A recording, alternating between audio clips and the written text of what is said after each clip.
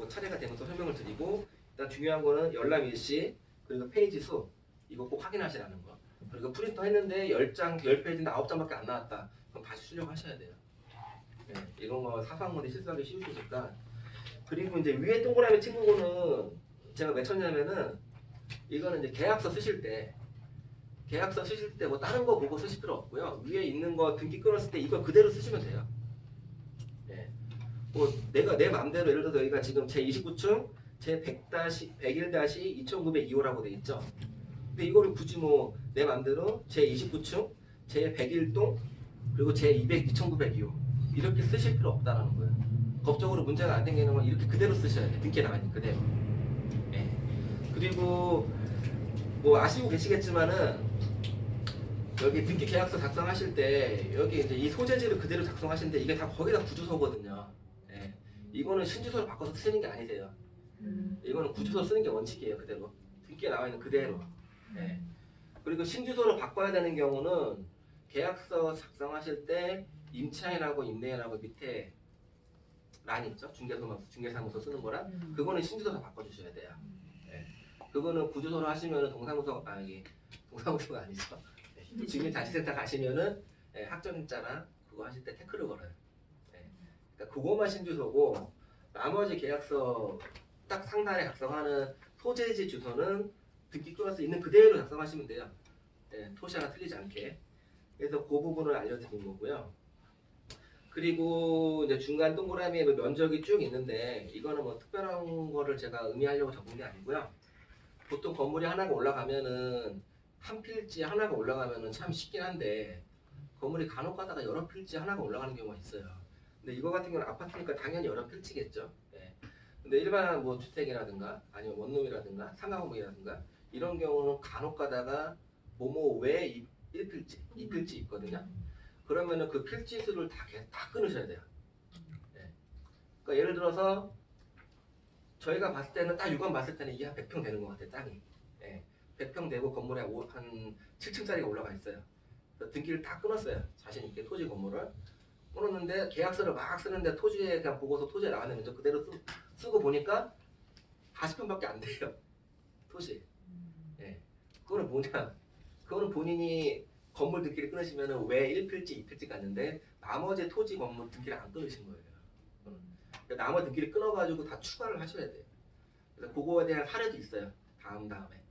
그러니까 그것 때문에 제가 참고하려고 미리 안내를 해드린 거고요. 그리고 이제 11페이지를 가시면은요. 11페이지를 가시면은 뭐 일단은 요거는 아주 중요한 건 아니긴 한데 그냥 알아두시라고 제가 이거 체크해드린 건데 일단은 지금 등기 보시면은 갑부에 소유권 보존이 돼 있고 2007년 1월 4일 그리고 소유자가 대한토지 신탁 주식회사 그렇게 되어 있고요. 그리고 소유권 이전이라 그래가지고 2007년 6월 5일 돼 있고 밑에 2003년 10월 17일 돼 있잖아요. 이거를 보면은 뭘 알 수 있냐면은 쉽게 얘기해서 2003년 10월 17일날 분양했다라는 거예요. 분양을 했다라는 걸 알 수가 있고요 우리가. 그리고 2007년 6월 5일에 신탁회사로부터 소유권 이전을 했다 분양주가. 그걸 여기서 알 수 있는 거예요. 이 등기를 가지고. 그리고 이제 혹시나 해서 제가 이제 이건 설명을 드리는 건데 분양 물건 같은 경우는 소유자가 항상 신탁은행이에요. 시행사나 시공사가 아니고. 그게 왜 그런가 하면은 예전 같은 경우는 시행사나 시공사가 하는 경우도 간혹 있었거든요. 그런데 그게 항상 문제가 됐어요. 사기라고 그러죠. 쉽게 얘기해서. 공사하다가 안 될 것 같으니까 미분양 나고 하니까 돈 갖고 도망가고. 근데 신탁회사를 끼게 되면은 얘네가 다 담보를 설정을 하고요. 보증금이 들어있기 때문에 만약에 그런 경우가 중간에 회사가 부도가 나거나 그런 경우가 생긴다 하더라도 그 분양받은 사람이 입주를 할 때까지 안전하게 공사를 마무리할 수가 있어요. 근데 법적으로 이렇게 무조건 진행을 해야 되기 때문에 당연히 신탁회사 소유로 되어 있는 거예요. 그래서 어떤 분들은 가끔 이제 물어보시는 분이 있어요. 아, 내가 계약한 거는 삼성건설인데 왜 얘네가 나와 있냐고, 걔네가 안 나와 있고. 그러면은 그거를 설명을 해줄 줄 아셔야죠.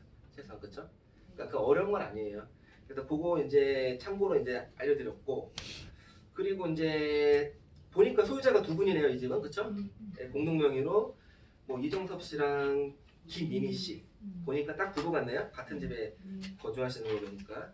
근데 제가 요거를 동그라미 친 거는 만약 이 집을 임대차를 놓는다고 가정을 하면은 예, 임대차를 놓는다고 하면은 주인분이 어떻게 두 분이 다 와야 될까요? 한 분만 될까요? 이분은? 이 집은? 이 집은? 이 집은 쉽게 얘기해서 50%가 초과돼야 돼요. 지분이. 예. 이 집 같은 경우는 5대 5죠. 두 분이 다 와야 돼요. 예, 이 집은 무조건. 위임장 받으면 되죠. 그렇죠. 예, 위임장 받으면 당연히 안 하면 상관없죠. 예. 근데 일단 전제는 위임장 안 받았을 때 얘기고, 그러면 계약가격 주인이 온다고 하면 이 집은 주인이 두 분 다 와야 되고요.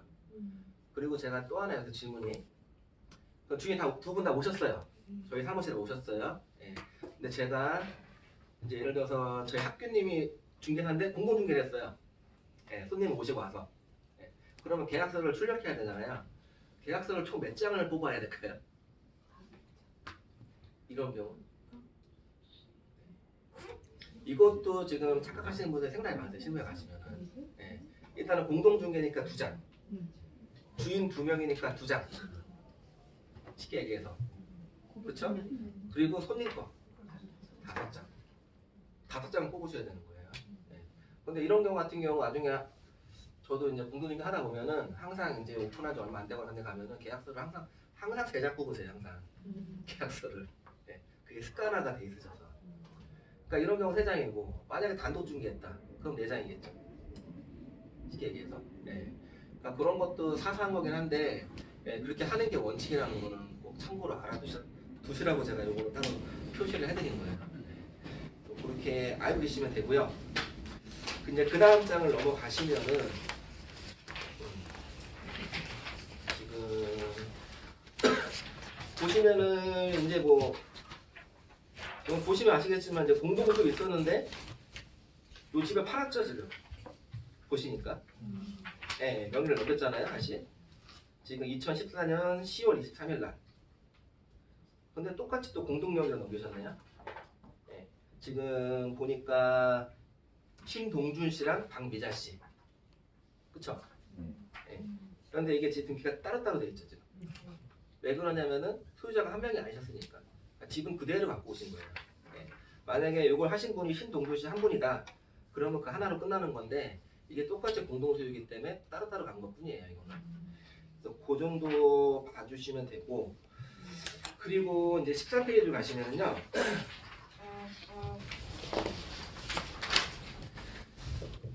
14페이지 가시면은 이제 뭐 특별한 건 없는데 제가 박미자 씨가 동그라미를 쳐놨죠. 네, 이분이 이제 대출을 받으셨나봐요, 그렇죠? 이 집을 사시면서 대출을 받았는데 아까 생각해 보니까 아까 이 집을 매매한 사람이 박미자 씨 단독이 아니잖아요. 신동준 씨랑 박미자 씨 같이 샀잖아요. 그런데 왜 대출은 이분만 돼 있죠? 희한하게. 뒷장이 또 있나 보려고 했는데 뒤에가 바로 9페이지인데 뒷장인데 뒤에가 없네요. 그렇죠? 다음 장에. 네. 이런 경우는 어떤 경우냐면은 일단은 공동소유든 여러 명 소유든 간에요. 은행에 대출을 하시게 되면은 무조건 두 분의, 예를 들어서 공동소유다 그러면은 은행 대출할 때는 2명의 서류가 무조건 다 들어가야 돼요. 네. 다 들어가는데 여기에 표시를 하는 거는 두 분을 다 안 쓰더라도 선택에 따라서 한 분만 써도 돼요. 네. 근데 주의사항이 뭐냐면은 예를 들어서 부부예요. 네. 부부인데 남편이 있고 이제 와이프가 있는데 예를 들어서 담보대출이니까 신랑 명의로 했어요. 대출을. 네. 대출해놨는데 신랑이 일을 하다 보니까 다른 데 대출을 더 받고 싶어요. 예를 들어서. 그러면 신랑은 대출이 힘들어요. 추가 대출. 근데 와이프 같은 경우는 대출 일단 여기 안 돼 있죠. 동의를 해줬지만. 그러면 와이프 같은 경우는 다른 대출도 받을 수도 있어요. 그러니까 이거 명의를 하실 때 그 부분도 생각을 하셔야 돼요. 네, 손님들 할 때. 그리고 이제 한 가지 더 얘기 드리면은 이 대출을 발생시킬 때 이제 매매할 때 뭐 다 알고 계신지 모르겠지만은 저희가 은행을 끼거든요. 근데 은행을 끼는데 그러니까 이거를 그냥 쉽게 생각하시고 손님이 직접 은행 가서 알아보시면 돼요. 이렇게 말씀하시는 경우도 꽤 많거든요. 뭐 그게 맞아요. 맞긴 맞는데 더 좋은 거는요. 저희는 일단 수익을 만들어야 되니까 보통 중개업을 하시게 되면은 중개 사무실로 자주는 아니겠지만 은행에서 직원들 되게 많이 나와요. 뭘 나오냐면은 요만한 A4용지에다가 뭐 대출 몇 프로 몇 프로 몇 프로 나오고 쭉그 전단지 들고 가거든요. 그거 버리시면 안 돼요. 네. 그거 잘 모아 놓으셨다가 그걸로 통해서 거래를 진행해드리면은 대출 받는 금액에 수수료를 줘요. 근데 그게 아주 몇만 원 그렇게 나오진 않고요. 몇십만 원씩 나오거든요. 대출 금액 크면은 몇백이 될 수도 있어요. 근데 어차피 대출 받을 건데 그거를 중개사 입장에서 무조건 손님 보고 알아서 하라는 거는 제가 볼 때는 그냥 꽁돈 벌 수 있는 기회를 날리는 거거든요. 그러니까 이제 그런 것도 하나는 거래처를 뚫어 놓으셔야 돼요. 네, 대출을 소개해 줄 때. 그러니까 무조건 나쁘다고 생각하시면 안 되고. 그래서 이제 그거 이제 참고해 주시면 되실 것 같고요.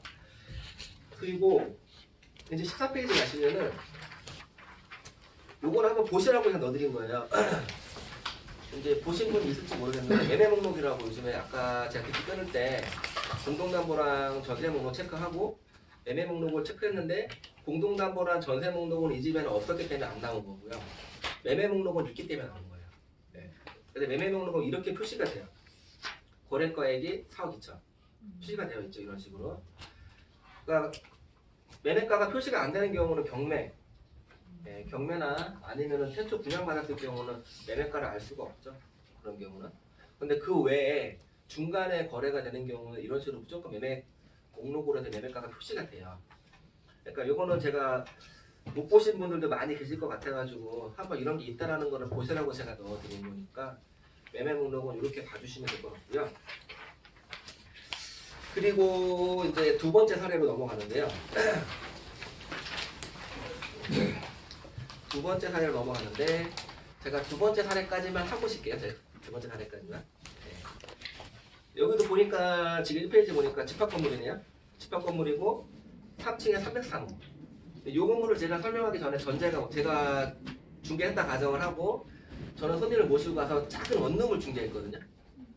그래서 등기 지금 이걸 끄는 거예요. 지금 제가 딱 육안으로 보니까 실평선 5평? 네, 원룸 싼 거 계약했어요. 제가. 그래서 등기를 딱 끊었는데 제가 동그라미 친 데 보니까 뭐 303호 맞고 그리고 다세대 주택 뭐 국가 건축물도 아니고 그리고 뒷페이지를 보니까요 3-2장 그대로 주인이 지금 조병태 씨고 융자도 없어요. 퍼펙트하죠 진짜. 아무 문제가 없잖아요. 문제를 찾으신 분이 계세요 혹시? 네. 이 등기? 전세. 네? 전세 입자가 어떤 거예요? 문제 찾으신 분이 아마 없으실 거라고 생각이 되는데 3층이 네. 143.6분 제곱미터고 네. 구분 등기가 그 이거 하면 아니에요? 여기 구분 등기 되어 있는데 지금 그렇죠? 건물 내역에 지금 전용 면적 되어 있죠? 네. 5평인데 제가 동그라미 쳐놨죠 앞에 이제 힌트를 46.91제곱미터라고 네. 46제곱미터면 몇 평일까요?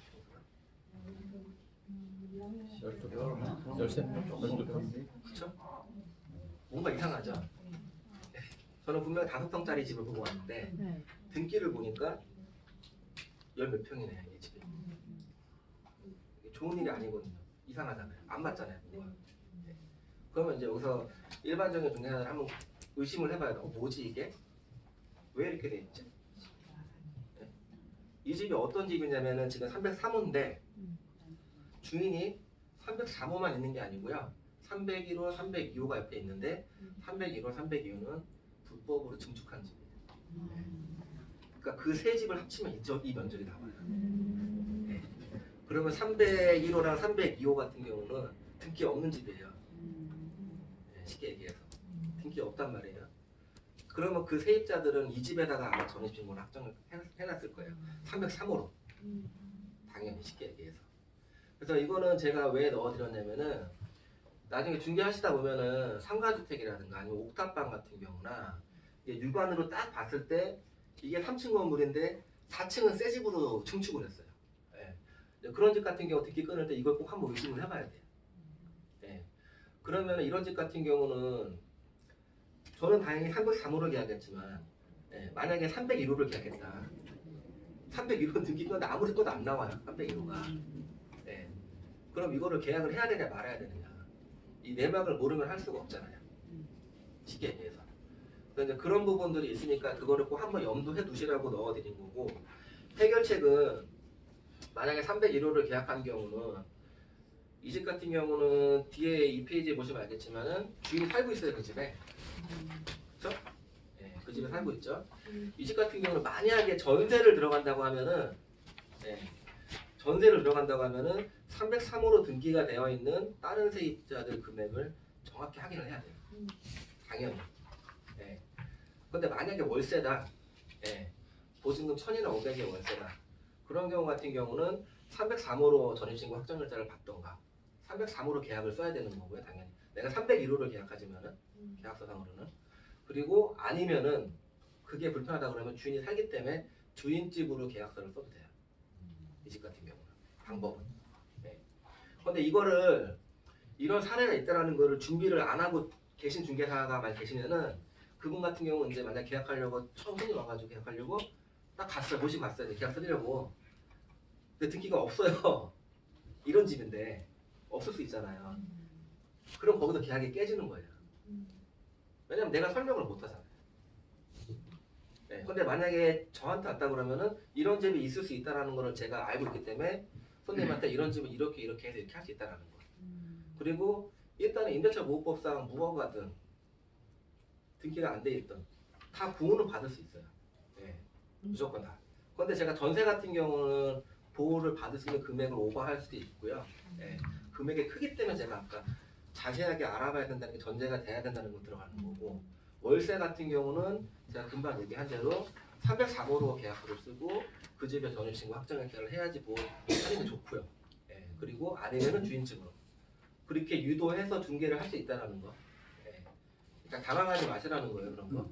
그리고 이것처럼 등기가 나오는 경우가 있었더라도 제가 이거를 강조한 이유는 꼭 전용 집합법률 같은 경우 전용 면적 확인해 보시라는 거. 내가 생각한 것보다 집이 많이 크네. 그거 좋아할 일이 아니에요, 그거. 나중에 그 집이 경매 넘어가거나 그러면은 등기 그 집에 봤더니 세입자가 3명이나 있고 4명이나 있고 그러면은 내 보증금이 만약에 난 3번이야. 세 집 중에서. 그러면 돈 날릴 수도 있잖아요. 이 집은 융자까지 없으니까 다행이긴 하지만은 대부분은 융자가 있다고 가정을 했을 때. 그러니까 이제 그런 게 중요하다라는 거를 제가 꼭 강조해서 얘기를 드리는 거고요. 그리고